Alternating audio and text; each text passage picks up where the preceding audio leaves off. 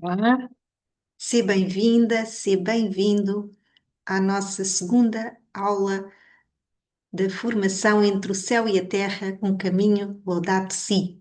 Neste que é o segundo dia da semana Laudato Si, semana em que estamos a celebrar os 10 anos que o Papa Francisco escreveu esta, este trabalho tão lindo, não é? Esta encíclica tão especial.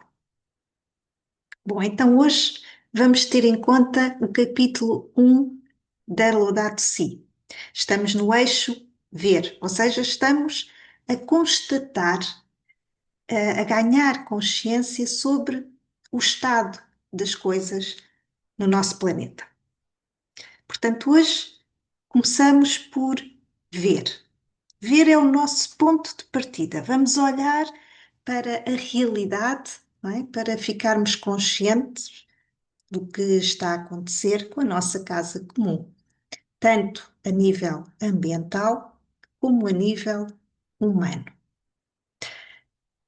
A Terra geme, cabe-nos a nós ouvir. Como um bom médico espiritual, o Papa Francisco começa a Laudato Si com um diagnóstico.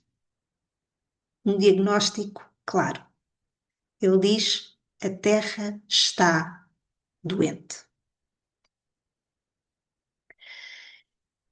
Então, neste primeiro capítulo, ele descreve com clareza e com muita coragem o estado da nossa casa comum. Ele fala sobre as mudanças climáticas, cada vez mais intensas e imprevisíveis.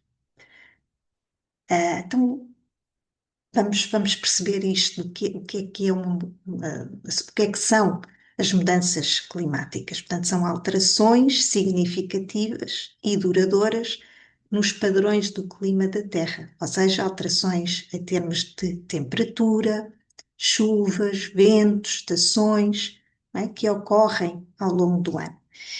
E, e sim, é verdade que o clima do planeta sempre tem mudado naturalmente, não é? A questão é que o que nos preocupa hoje em dia é a velocidade e a intensidade destas mudanças, não é? Que são mudanças que são resultantes, portanto, causadas principalmente pelas atividades humanas, não é? Especialmente desde a Revolução Industriais, não é? O Papa diz-nos: as mudanças climáticas são um problema global com graves implicações ambientais, sociais, económicas, distributivas e políticas, constituindo atualmente um dos principais desafios para a humanidade. Mas não se trata apenas de mudanças climáticas, não é? Todos conseguimos ver que as mudanças climáticas acontecem, não é? Ou seja, todos conseguimos perceber isso, uns mais que os outros, mas isso já é visível. Acho que não há nenhum país que não se tenha apercebido, que não tenha sofrido, que não sofra as consequências ou os impactos dessa mudança. Mas há mais, não é? Neste primeiro capítulo, o Papa fala-nos também sobre a poluição do ar, da água, dos solos, sobre a superexploração dos recursos naturais. Traz-nos também a questão da água, não é? O problema da escassez da água potável. Fala-nos sobre a produção e descarte descontrolado de lixo. Traz-nos o problema dos desmatamentos, das desflorestações, não é? Da desflorestação, a perda ou o desaparecimento permanente da área florestal e os impactos, as consequências que resultam. Fala-nos da perda da biodiversidade, da extinção de espécies e também nos traz o aquecimento global, não é? O problema do aquecimento global causado pela ação humana. Portanto, neste capítulo, Francisco diz-nos coisas alarmantes. Diz-nos que estes problemas estão diretamente relacionados com a cultura dos nossos dias, ou seja, com a cultura do descarte. Nós já estamos tão habituados a isso que achamos que a poluição é uma coisa normal, é algo que não podemos evitar e que faz parte. E que as mudanças climáticas são um problema global, não é? Com graves implicações ambientais, sociais e económicas. E também nos diz que é um dos principais desafios para a humanidade. É como se o Papa nos dissesse: já não podemos mais fechar os olhos. Algo está profundamente errado. Precisamos de mudar. Precisamos de ousar transformar em sofrimento pessoal aquilo que está a acontecer no mundo e a reconhecer a contribuição que cada um pode dar. Temos mesmo de mudar o nosso estilo de vida, o modo como produzimos as coisas que precisamos e, consequentemente, o modo como consumimos, como lidamos depois também com os excessos, com os lixos que resultam dessa produção. Temos de mudar, temos de fazer alguma coisa, porque precisamos mesmo de ter uma relação mais respeitosa com a natureza, de forma a que a natureza possa encontrar um equilíbrio mais sustentável e possamos assim ter um meio ambiente mais saudável e equilibrado para a vida. E aqui é importante percebermos uma coisa: não se trata apenas de bem-estar, trata-se da nossa sobrevivência. O que está em causa não é vivermos bem ou melhor, trata-se de nossa sobrevivência. Portanto, é algo muito sério que afeta a todos. Pode até não te afetar diretamente hoje a ti, que me ouves, ou podes não sentir que te afete, ou podes achar que isso é algo ou é um problema que não te diz respeito, que, enfim, não sofres nada com ele, mas desengana-te. Não é assim, não é assim. Se não o sentes, certamente vais sentir, vais sofrer na pele de alguma maneira, os impactos de tudo isto mais cedo ou mais tarde, porque está a acontecer no mundo, está a acontecer no planeta, que é onde nós estamos. Portanto, vai de alguma forma, mais tarde ou mais cedo, vai nos tocar a todos. Também, ainda neste capítulo, nos parágrafos 27 e 31, Francisco fala-nos de uma questão alarmante relacionada com o consumo da água, não é? Ele diz-nos no parágrafo 28 que o consumo crescente de água ultrapassou o nível de sustentabilidade. Isto é, ou deveria de ser, alarmante, preocupante. Não sei se sabes, mas a disponibilidade de água na natureza é determinada pelas condições do clima e pelas outras variáveis que estão no ambiente. Daí, consoante as zonas, as regiões do planeta, vemos contrastes, não é, no âmbito dessa disponibilidade. E isso é algo que temos de ter em conta, ou seja, temos de conhecer as disponibilidades de água, porque é em função dessas disponibilidades que poderemos dimensionar os consumos. Também não sei se tens esta noção, mas à escala mundial, o principal setor consumidor de água é o setor agrícola, ou seja, a atividade da agricultura. Consomem cerca de 70 ou 80% da água. Em segundo lugar, aparece-nos o setor industrial, com cerca de 20%. E, por fim, o uso urbano, o uso doméstico, que é aquela água tornada potável e que todos os dias grande parte de nós temos disponíveis nas nossas casas e que se calhar nem sequer damos valor, não é? Nem conseguimos imaginar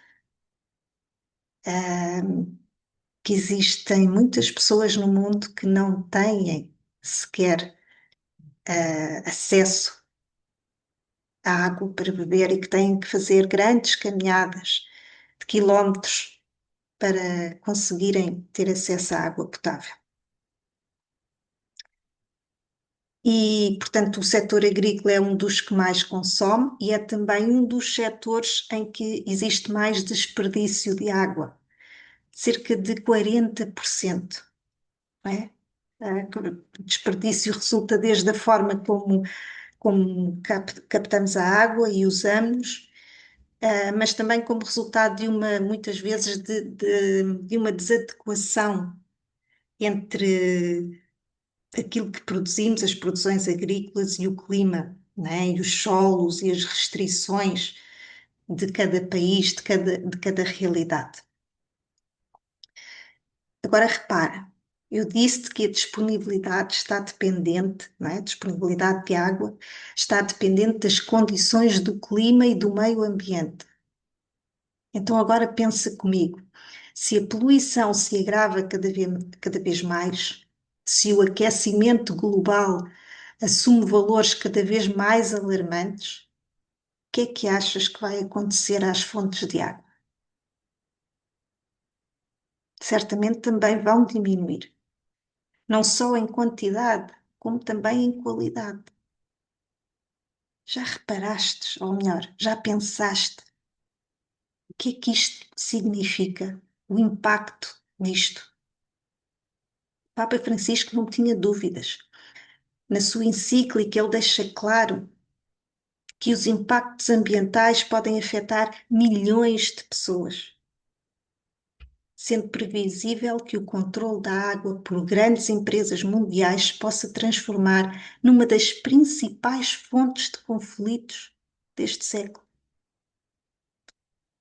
Estamos a falar de água, algo indispensável para a vida, algo que precisamos para viver. Não é? No capítulo 28 ele diz-nos assim, no parágrafo 28 ele diz-nos assim, a água potável e limpa representa uma questão de primordial importância, porque é indispensável para a vida humana. Portanto, é essencial que as pessoas tornem-se conscientes destas realidades. É absolutamente essencial e urgente construirmos e edificarmos uma consciência crítica que nos possibilite uma mudança de atitude. Isto tem que causar impacto dentro de nós, tem que mexer e remexer connosco.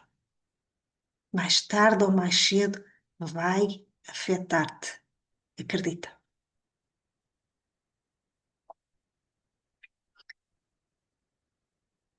Ainda neste primeiro capítulo, o Papa Francisco lembra-nos de outras consequências graves da crise ecológica, não é? Já te disse um pouco lá atrás, não é? Fala na perda da biodiversidade e na deterioração da qualidade de vida e também na degradação social. O Papa explica-nos que a importância da conservação das espécies, uma vez que todas elas interagem entre si, não é? Elas formam uma grande teia. Então, não é só as espécies, são também os ambientes, não é? Os habitats onde elas estão incluídas, ambientes que são fundamentais para a manutenção da qualidade da vida e também para a vida humana na Terra, não é? A importância das florestas tropicais como um conjunto vasto de espécies e de processos biológicos essenciais para a vida na Terra. Mas o Papa Francisco vai mais longe. Ele diz-nos que não é apenas porque a biodiversidade é útil para a vida humana que ela deve ser conservada e protegida. Não. Ele fala-nos da beleza dessa biodiversidade e fala-nos de uma forma que toca o nosso coração, que não nos deixa indiferentes. Por isso é que eu te deixo aí o PDF para a encíclica, para que tu possas ler, não é? Ah, e depois diz-nos claramente que nós não temos o direito de destruir essa biodiversidade. Ninguém tem esse direito. E aqui apresenta-nos o conceito da dívida ecológica que os ricos têm com os pobres. Francisco explica que as consequências da degradação ambiental recaem especialmente sobre os mais pobres, fracos e vulneráveis, e que cada vez mais é importante ganharmos consciência que fazemos todos parte da mesma família, a família humana. Então não podemos globalizar a indiferença com o outro, especialmente com os mais fracos e oprimidos, especialmente com aqueles que não têm voz. Francisco evidencia algo profundamente alarmante, que a crise ambiental é também uma crise social. Uma crise que resulta da desigualdade entre países, da desigualdade entre seres humanos, não é? Parece que existem seres humanos de primeira e seres humanos de segunda. Uma crise muito explícita, percebida em todas as sociedades. Quem mais sofre com tudo isto não são as grandes corporações, nem os países mais ricos, são os mais pobres.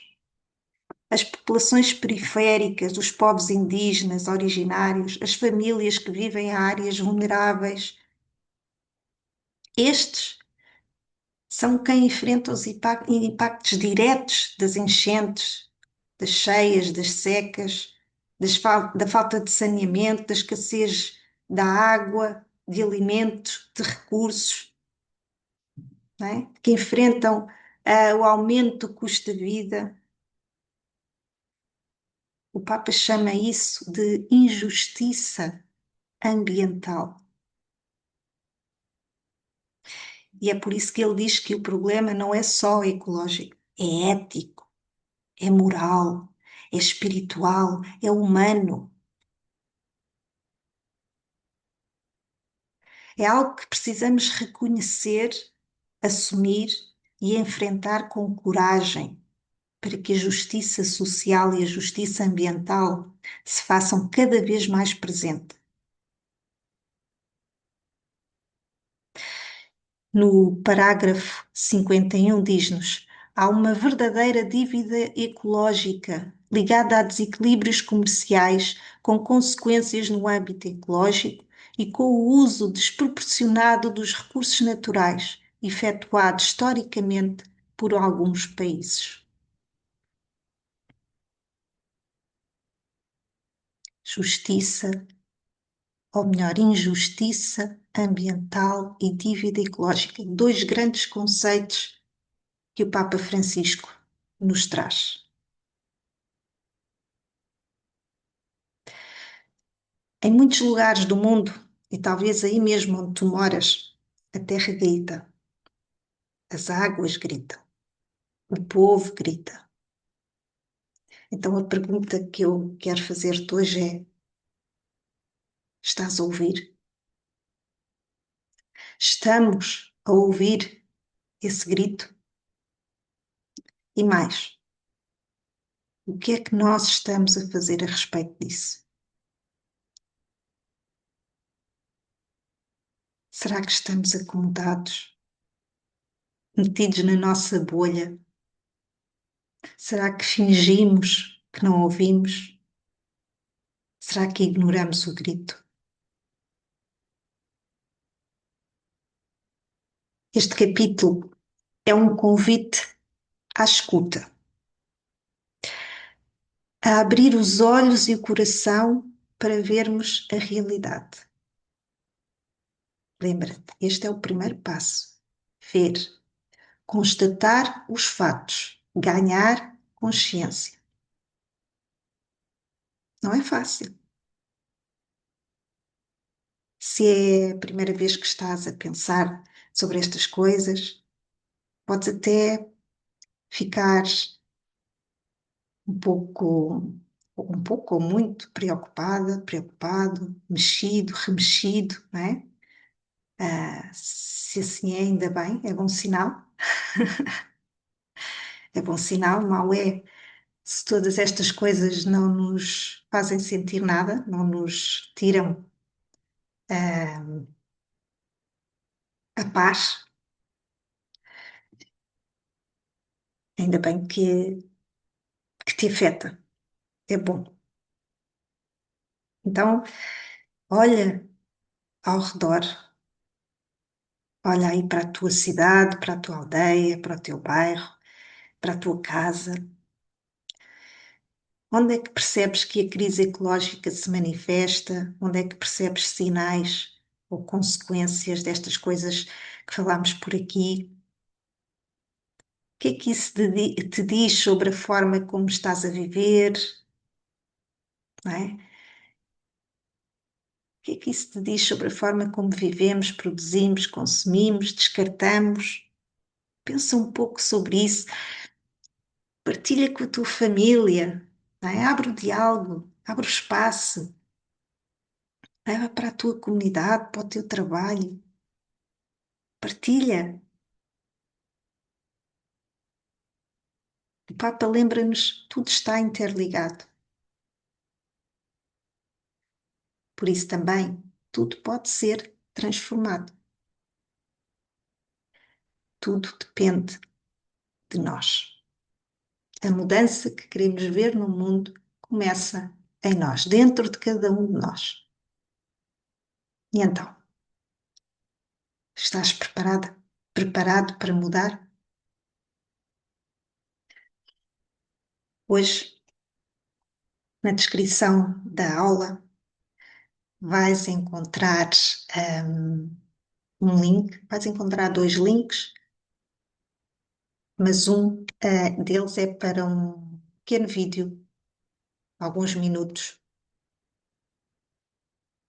onde que é um exemplo e uma boa explicação sobre as mudanças climáticas, fala um pouco sobre estes conceitos e estas questões que te trouxe na aula de hoje, aquecimento global, poluição, há a questão da água, da biodiversidade, da perda das espécies, fala um pouco sobre tudo isto, como tudo isto está interligado, como se pode transformar numa, numa bola de neve, ok? Convido-te que vejas também o vídeo, porque acho que para quem tem dúvidas, certamente ficarás sem qualquer tipo de dúvida em relação a estas coisas. Por hoje é tudo. Terminamos com uma oração. Então vamos lá, em nome do Pai, do Filho e do Espírito Santo. Senhor Deus, Criador de tudo, tu nos destes a terra como casa, jardim fértil e belo, obra das tuas mãos. Ensina-nos a contemplar, não apenas a consumir, a proteger, não a explorar. a viver com gratidão e não com ganância. Desperta em nós o amor pela tua criação, o respeito pelos que nela habitam e o compromisso com um futuro justo e sustentável. Que entre o céu e a terra sejamos guardiões da vida e mensageiros da esperança. Amém. Obrigado por estares por aí. Até amanhã. Paz e bem. Viva Laudato Si.